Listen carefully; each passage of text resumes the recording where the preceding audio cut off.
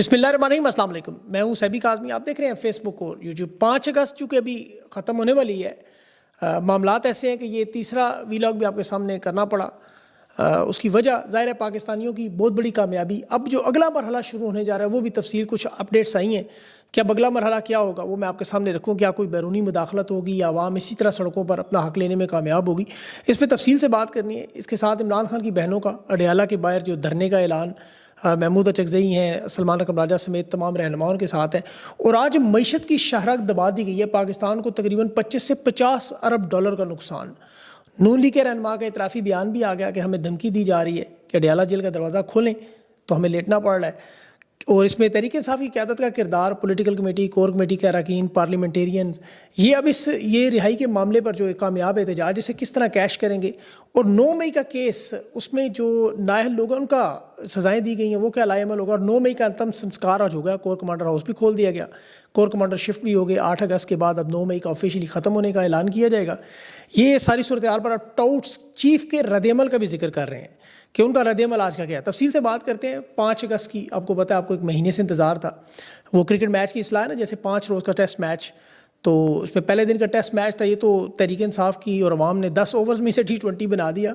जारहाना innings शुरू हुई और अब उसमें आपको पता है चाय का वक्फ़ा, फिर खाने का वक्फ़ा और असल में टेस्ट यानी आसाब का इम्तहान, अंपायर, तमाशाई, इस तरह तहरीक में भी लवाजमात हैं।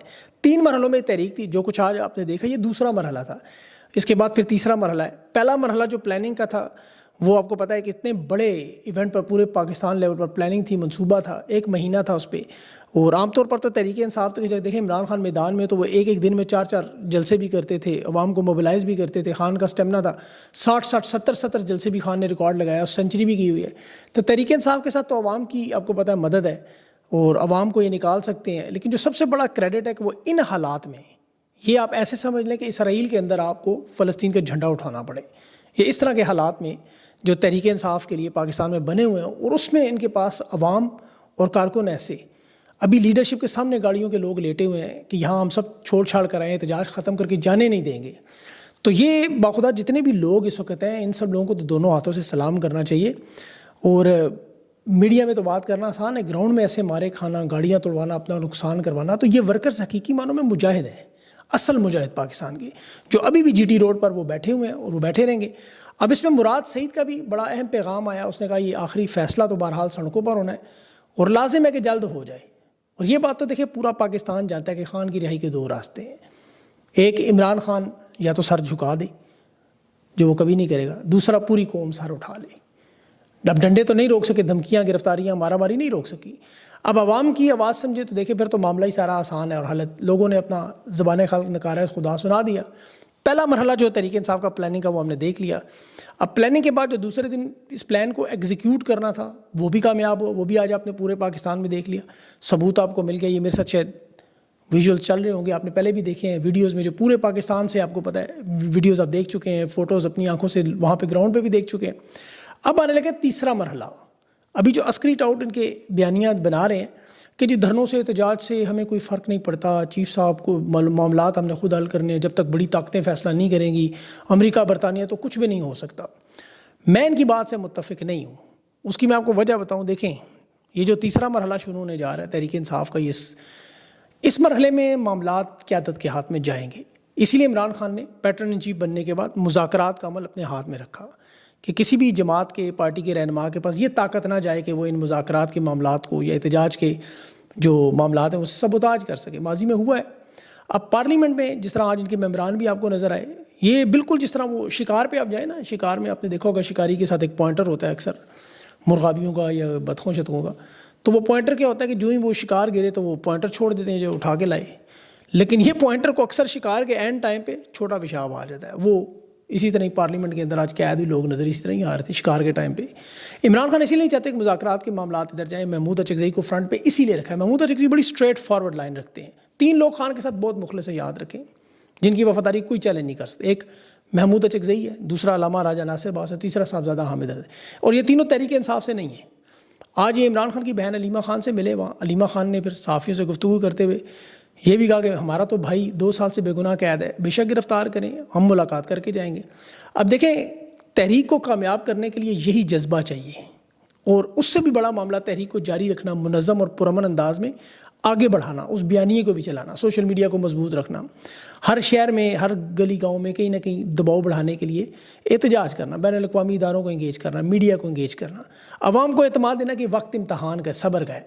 تو لیڈرشپ تبھی کامیاب تحریک چلا سکتی ہے پہلے جن کے مطالبات واضح ہوں، انہیں پتہ ہو ہم نے کیا۔ یہاں عمران خان کی رہائی سب کو پتہ ہے، یہی ایک سب سے بڑا مطالبہ ہے۔ عوامی دباؤ اسی طرح بڑھاتے رہیں گے، احتجاج کرتے رہیں گے، اور یہ بڑا کامیاب مرحلہ تھا جو گزرا ہے۔ اب استقامت، تسلسل اور اعصاب کا امتحان ہے۔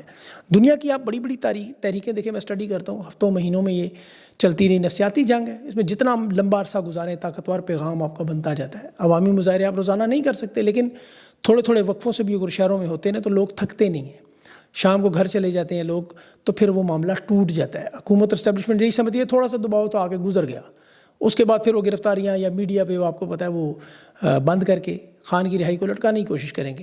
دنیا کی بڑی تحریکوں کا آپ مطالعہ کریں، سربیا میں عرب اسپرنگ میں، امریکہ میں BLM کو، فرانس میں یلو ویسٹ ہوئی تھی تحریک، ملیشیا میں مہاتیر محمد کی، تو ان سب میں ایک بڑی کامن چیز نظر آتی ہے کہ یہ تحریک کافی عرصہ چلائی گئی۔ وکلا تحریک آپ دیکھیں، چیف جسٹس افتخار چودھری کی بحالی پر وہ تقریباً 2 سال چلی تھی۔ ضیاء اللہ کی آمریت کے خلاف جو MRD کی تحریک تھی وہ بھی اسی طرح لمبا عرصہ چلی۔ ذوالفقار علی بھٹو کے جو انتخابات میں دھاندلی تھی، نظام مصطفیٰ تحریک، وہ بھی بڑا لمبا عرصہ چلی۔ عمران خان کا جو دھرنا تھا 2014، آپ کو یاد ہوگا 126-127 دن چلا، اس کے نتیجے میں پورا سسٹم ہلا، اور عمران خان کا 2018 کا الیکشن جو 2/3 سے وہ جیت گئے تھے، وہ تو ظاہر واردات ہوئی تھی۔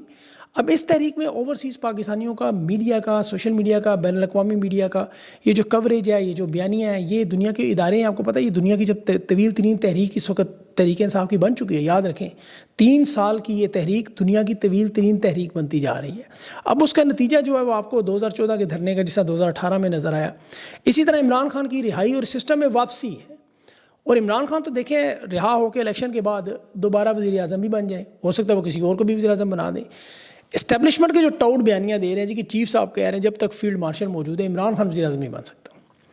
اب مجھے یاد ہے آسمہ جہانگیر صاحبہ مرحومہ فوت ہو گئی ہیں، وہ کہتی تھی میری زندگی میں خان وزیر اعظم نہیں بن سکتا، پھر وہ فوت ہو گئی، عمران خان وزیر اعظم بن گئے۔ تو فیلڈ مارشل کے بارے میں بھی جو ان کے جو صحافی ہیں ٹاؤٹ وہ بیانیاں دے رہے ہیں یہی والا، تو یہ تو اللہ ہی جانتا ہے کہ کیا ہوتا ہے۔ اس سسٹم کے بارے میں دیکھیں، جو سب سے اہم چیز جو آج نظر آتی رہی، ویڈیوز میں بچے نظر آتے رہے، بہت سارے بچے والدین کے ساتھ موٹر سائیکل پہ آگے بھی پیچھے بھی جھنڈے پکڑے ہوئے، کوئی نانا نانی دادا دادی کے انگلیاں پکڑ کے، وہ جس طرح کہ ہمیں پاکستان میں ہم دیکھتے رہے تصویریں 1971 میں ایسے بچے دیکھتے رہے۔ اب 1971 سے لے کے 2025 تک تقریباً 54 سال ہو گئے ہیں، بنگلہ دیش میں پہلی دفعہ پاکستان کا بھی جھنڈا نظر آیا حالیہ دنوں میں۔ 54 سال نفرت تیری اس پوری نسلوں میں۔ اب یہ بچے ذرا سوچیں، جب تک وہ بنگلہ دیش کے بچے بوڑھے ہو کر نہیں نکلے، نئی نوجوان نسل نہیں آئی، انہوں نے تو نہیں دیکھا تھا 71، انہیں جو درد آپ کو نظر نہ آئے تکلیف کم محسوس ہوتی ہے۔ اب یہاں جو بچے یہ سب کچھ دیکھ رہے ہیں، یعنی اگلے 54 سال تک کیا نفرت ختم ہوگی؟ یا ہمیں نفرت ختم کرنے میں اگلے 54 سال لگیں گے؟ 64% نوجوان ہے پاکستان کا۔ یہ بات اگر اللہ کے اسٹیبلشمنٹ کو سمجھ آ جائے تو سارا معاملہ ہی حل ہو جائے گا۔ ابھی تو ان کے فالس فلیگ آپریشنز جو آپ دیکھ رہے ہیں، تحریک انصاف کی ریلیوں میں بھی نامعلوم عسکری کارندے چھوڑتے رہے، جنہیں عوام نے پکڑا، کوئی بھاگ کر تھانے میں چھپ رہا تھا، کوئی دوڑ گیا، جیسے 9 مئی میں وہ ماسک پہنے گاڑیوں میں فالس فلیگ آپریشن کرتے رہتے، وہ سارے فالس فلیگ آپریشن اب دم توڑتے نظر آ رہے ہیں۔ 9 مئی کا ان کا جو بیانیہ وہ اللہ کے فضل سے انا للہ و انا الیہ راجعون ہو چکا ہے۔ لاہور کور کمانڈر ہاؤس کی دوبارہ تزئین و آرائش رنگ و روغن ہو چکا ہے۔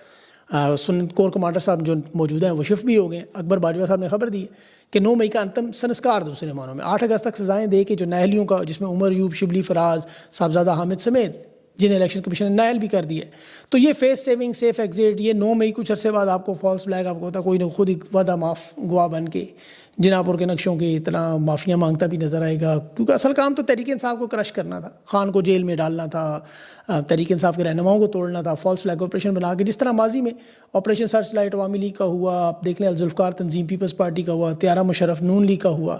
تو یہ ایک سیاسی جماعت کو جو سب سے مقبول اور بڑی جماعت تھی، توڑنے کے لیے عوام نے پہلے دن سے ہی نہیں اس کو خریدا، یہ عوامیہ بکا ہی نہیں۔ اب ان کے نعرے کیا لگتے رہے، آج میں دیکھ رہا تھا گھوڑے تلواریں فوج تو تیری ساری ہے، زنجیروں میں جکڑا مرشد میرا آج بھی سب سے بھاری ہے، یہی نعرہ چل رہا تھا، یہی اس کا جواب ہے کہ 9 مئی جو کرنا ہے کر لیں آپ، اس کے بعد بھی کرتے رہیں۔ آج بھی لوگ لکھ رہے تھے وہاں کے سسٹم کا باپ عمران خان ہے، پاکستان سے مائنس نہیں ہو سکتا۔ تو آپ نے دیکھے ہوں گے سارے ویژولز، اور جیلوں کے ویژولز دیکھیں آپ، جو لوگ انہوں نے گرفتار کیے وہ کیا کہہ رہے ہیں کہ عمران خان جب بلائے گا پھر آئیں گے۔ تو پھر یہ 9 مئی ہو، دفعہ 144 ہو، یہ چیزیں نہیں روک سکتی۔ نصیر آباد بلوچستان کا بڑا پسماندہ علاقہ ہے، وہاں نوجوان جیلوں کے پیچھے کھڑے ہو کر کہہ رہے ہیں کہ ہم آئیں گے جب خان بلائے گا. پنجاب کی اصل ماں ریحانہ ڈار رہائی ملتے کیا کہہ رہی ہے باہر, تھانے کے اندر بھی کھڑا کر کے آئی ہوں, اور جس دن خان بلائے گا پھر نکلوں گی. تو اصل معاملہ تو اس نظام کے سہولت کاروں کو یہی سمجھ آ جانا چاہیے. ابھی نون لیگ پیپلز پارٹی بھی بلیک میلنگ سے تنگ ہے.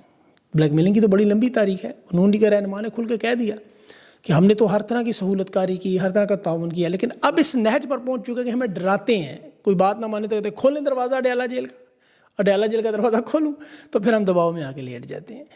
اب انہیں ڈر ہے خان آ گیا تو کیا ہوگا. اب ان لوگوں کو تسلی بھی دینی ہے کچھ نہیں ہوگا. اب ملک ریاض کا معاملہ بڑا اہم معاملہ آج, یہ 25 ارب کا معاملہ, بڑی لمبی ٹویٹ ان کی آئی سامنے گزشتہ چند مہینوں میں, اور یہ بڑا اہم معاملہ ہے. اس کو ذرا غور سے سنیے گا, کیونکہ حکومتی ادارے اور اسٹیبلشمنٹ کا آپ کو پتہ ہے بیریا ٹاؤن کو دیوالیہ, یہ ملک ریاض کے جو بیریا ٹاؤن میں آپریشن بند کرنے کا, معطل کرنے کا اعلان ہے, یہ پاکستان کی معیشت میں آخری کیل ٹھوکی گئی ہے. یہ 25 سے 50 ارب امریکی ڈالر کا بیریا ٹاؤن منصوبہ ہے. ملک ریاض کی جس طرح قسمت بیریا ٹاؤن میں تو بڑی کامیاب تھی, لیکن اس لحاظ سے وہ ایک طرح بدقسمت ہوئے کہ ان کے پاس مریم نواز نہیں تھی. ایک ان کے پاس مریم نواز ہوتی تو جس طرح نواز شریف کی ڈوبی ہوئی سیاست بحال ہوئی, ان کا بھی کچھ نہ کچھ بن جاتا ہے بیریا ٹاؤن کا. اب یہ القادر ٹرسٹ میں وعدہ معاف گواہ بھی نہیں بنے, سٹینڈ لیا. پھر ان کی ظاہر ہے طاقتور شخص کی بہن کا پلاٹ کا معاملہ بھی تھا. اب تو وہ پلاٹ نہیں, پورا بیریا ٹاؤن مانگ رہی ہیں. تو ملک ریاض نے دیکھیں سوشل میڈیا پہ باقاعدہ پیغام بھی دیا براہ راست کہ کوئی پیسے چاہیے تو میں دینے کو تیار ہوں, لیکن وہ اب پورا بیریا ٹاؤن مانگ رہے ہیں. ڈی ایچ اے کے تقریباً 1380 ارب بنتے ہیں, وہ ظاہر ہے وہ اس حساب سے لینا چاہتے ہیں. اب ان کی جو کھینچا تانی ہے وہ اس لیول پہ آ گئی ہے کہ ملک ریاض نے بیریا ٹاؤن کے آپریشن بند کرنے کا اعلان کیا. اسے کہا 1380 ارب ہمیں دے دیں, ہم آپ کو چھوڑ دیں گے. اب اسلام آباد ہائی کورٹ تو ظاہر ہے سہولت کاری کری تھی. اب بیریا ٹاؤن کا دیکھیں معاملہ کیوں اتنا بڑا ہے کہ یہ جو نیلام کی جائیدادیں ہیں, ادائیگیاں, فائلوں پر ریکوری کو چھاپے مارے, سارا منصوبے, ساری فائلیں, سب کچھ اٹھا کے لے گئے. ملک ریاض نے پھر تنگ آ کے کہا چونکہ اب ہم تمام آپریشن بند کر رہے ہیں, بینک اکاؤنٹس ہمارے بند ہیں, عملے کی گاڑیاں, سٹاف اغوا ہیں, اب ہم تنخواہیں نہیں دے سکتے, سرگرمیاں معطل کر رہے ہیں. 50,000 کے قریب ملازمین ہیں ان کے.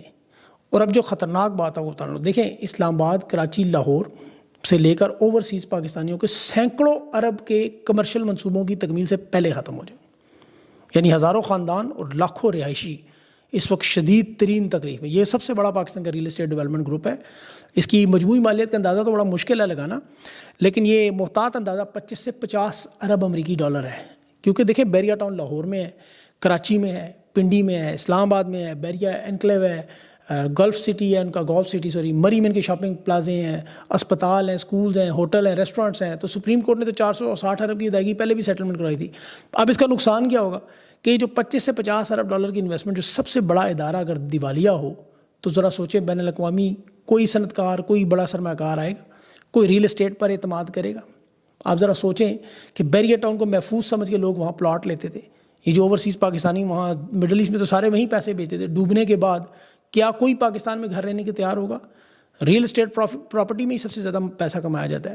اب سرمایہ کاری بند ہونے کے بعد پراپرٹی کی پوری مارکیٹ نے بیٹھ جانا ہے. بیریا ٹاؤن نے تو ظاہر ہے کوئی بیرونی قرضے وغیرہ بھی لیے ہوں گے, کوئی سرمایہ بھی لیا ہوگا بینکوں شک سے.